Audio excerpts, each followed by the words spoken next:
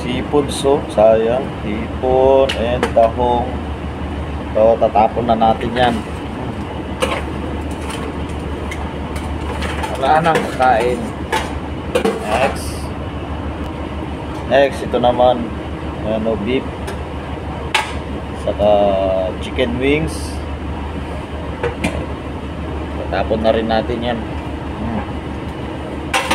Pakakain na lang to sa mga walang makain. So no choice. Yan, tapon na lang. Next itong inihaw na lempo. Tatapon na rin natin yan.